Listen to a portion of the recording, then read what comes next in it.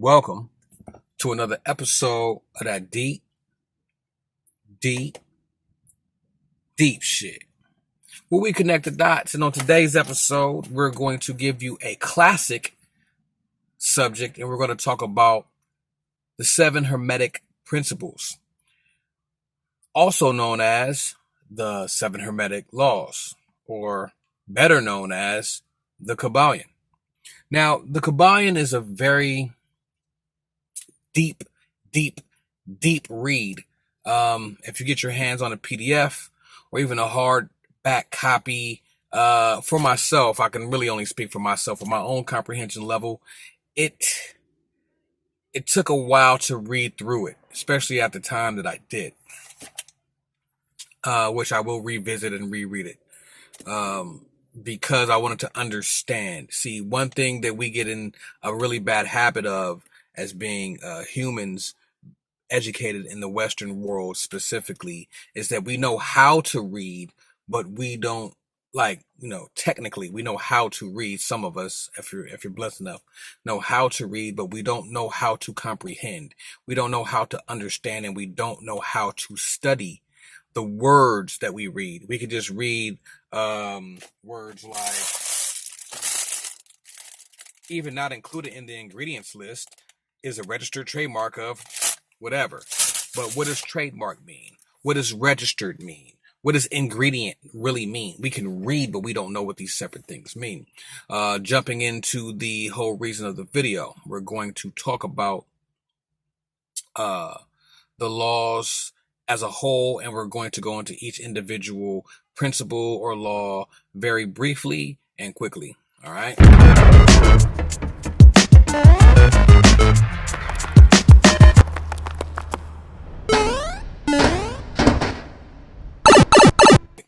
7 Hermetic Principles. You have the law of mentalism. You have the law or principle of vibration. You have the law and principle of correspondence. You have the law and principle of polarity. You have the law and principle of rhythm. And then you have the law and principle of cause and effect. And last and not least, you have the law or principle of gender. Okay. Now, one thing that I've found with actually absorbing and understanding these laws is that if you have any question of existence on any type of plane, whether it be the earthly plane, the physical plane, spiritual plane, and so on and so forth, if you have any questions about anything, you can pretty much run your questions through these principles to have a better understanding of them, if not to completely solve questions. And that's a fact. Factoid, facto, factorelli, factism. All right. First law. The law or principle of mentalism.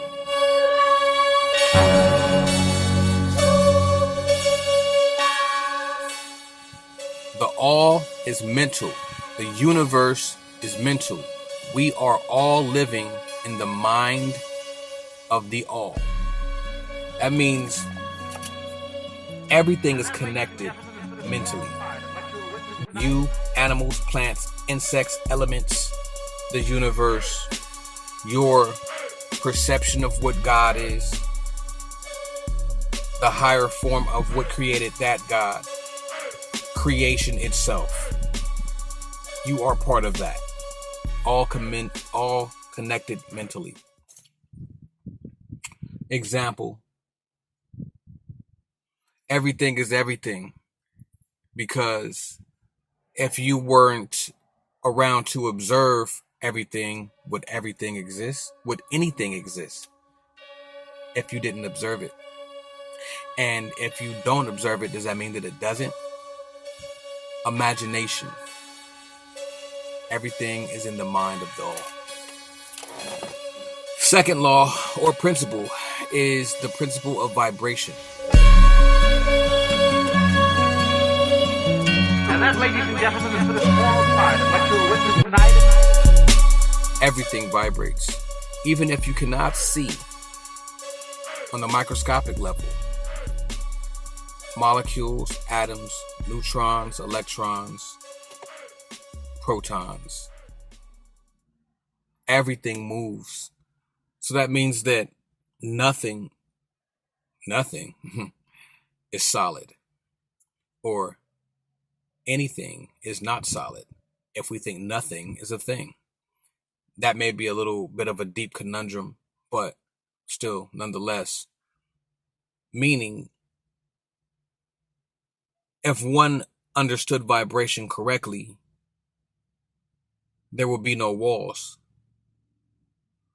Because even a wall, which may look solid, is actually molecules vibrating very slowly. If you can vibrate in between those molecules, you would be able to pass through it.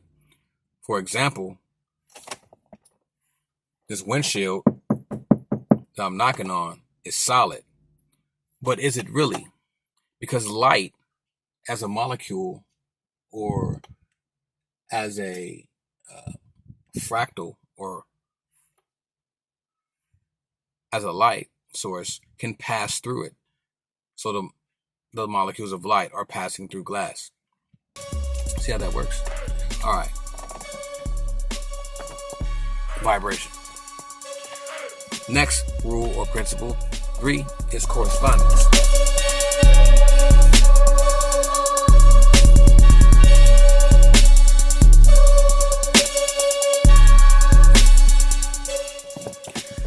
Correspondence, meaning that there's always a pattern, or there's always a this or that. Meaning, as above, this is cliche, so below, as within, so without. If there's an in, there's an out. Has to. If there's an above, there's a below.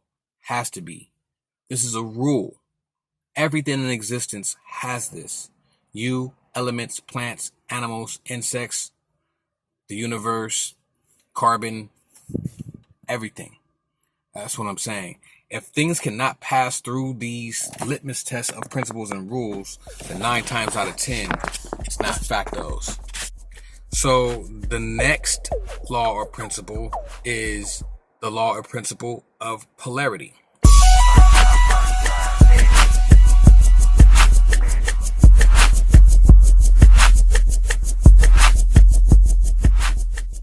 Meaning there's always an end and an opposite end to everything. There's a top, there's a bottom to everything. You know what I'm saying? So for example, in human beings, you would have the little not microscopic, but the small hole that's in your cranium. It was very large when you were born, but it shrinks over time. The hole that's in your cranium. It's like a North Pole. Then you have the hole that's the love below. Nah. You will have the other side of the pole, which is, whatever you want to call that, where things exit out of. But just as though we could see this in nature as well, with fruit, with plants, with other animals, with the earth, flat or non-flat. It has to have polarity. Period. Everything does. Check. Mate? I think so. Pow. All right. So that was a shot. Don't worry about that. So yeah, the principle of polarity. The next law or principle is the law and principle of rhythm.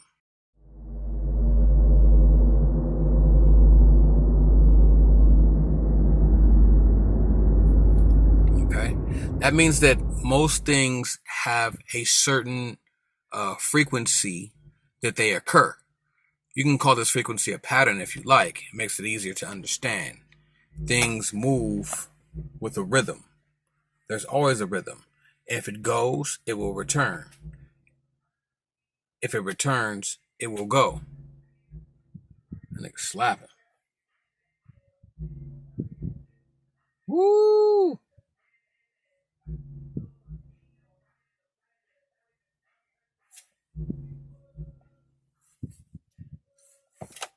Okay, so everything has a rhythm. Okay, everything has a rhythm.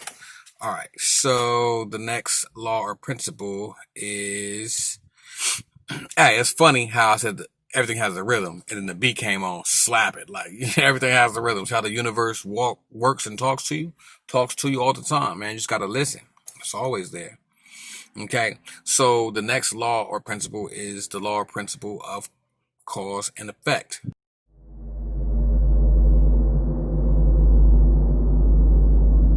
Now, this is a very straightforward and very simple principle to understand. And as you read, or if you read the Kybalion or choose to read it, it goes into deep, deep, deep, deep descriptions of these things. We're just brushing through it. You know what I mean? I'm just giving you quick examples, real world examples. Um, the principle of cause and effect. So, if there's a cause for something, that cause will have an effect. And if we can see the effects of something, that effects will have a source, something that there was the catalyst for that, and that would be the cause. If you eat something, you're probably going to shit it out. Cause and effect. Sorry for being so vivid, but you get the point. Um, if you don't drink, you will be thirsty. Cause and effect. If let's see, I felt pain, that's an effect, because somebody kicked me in my shin. That's the cause. So there's always a cause and effect. So you can multiply. See, and then the beauty of all of these laws or principles is you start to see that the more you run through each of them, say if you have one problem and you correlate that problem with each principle, you'll have a complete understanding of it. Everything, metaphysical things, occult sciences, math, I don't know, whatever. You run it through the gambit of the seven principles and you will have a great understanding of not just of the problem, but of yourself. And that's the beauty of the seven Hermetic Principles. All right. So last and certainly not least, and here's the thing. They say that there's seven principles. There's more. Always know that there's more.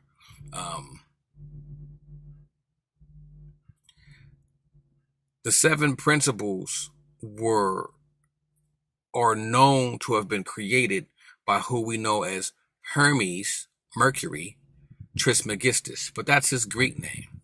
His Kemetic name would be Thoth, you know, the popular guy that we see with the bird face, bird nose, who's always scribing with the feather. Thoth, right? But Thoth was around even before Kemet. Thoth was around in the times of Atlantis, really, and it's rumored for him to have been around even earlier than that in another form. Who knows? The facts are kind of scarce on that. You know what I'm saying? Maybe he has some Lemuria origins. It's possible. Okay. Just a brief background on that. Also, as a sidebar, the Kybalion, which is said to be written by Hermes Trismegistus, was actually published under a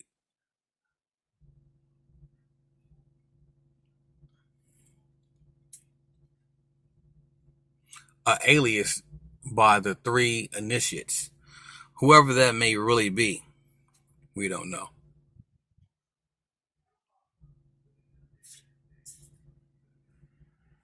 I have no idea what this lady is doing. Wow. Anyhow, so whoa. So anyhow, the last and final principle is the principle or law of gender.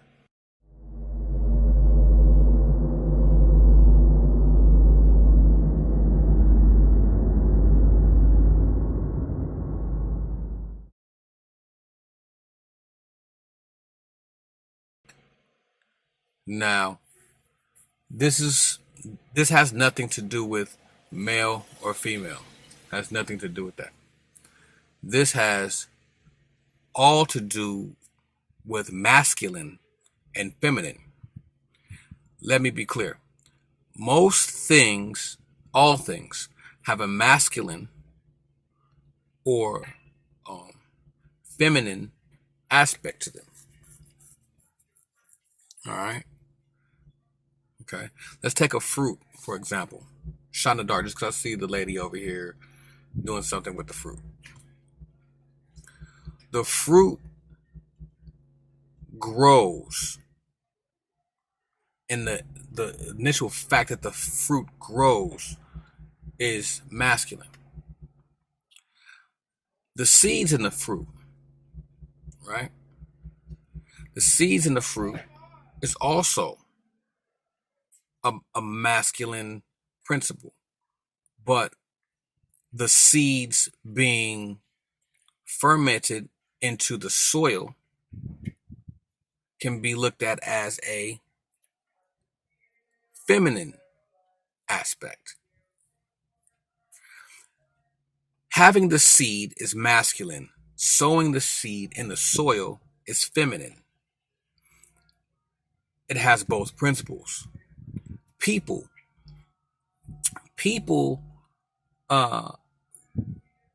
male or female, has masculine DNA and feminine DNA, or chromosomes or DNA markers, right? Because of what? Each person is half man and half woman, and have attributes on both, but their gender may be one or the other, but they have masculine and feminine aspects. So when you see the principle of gender,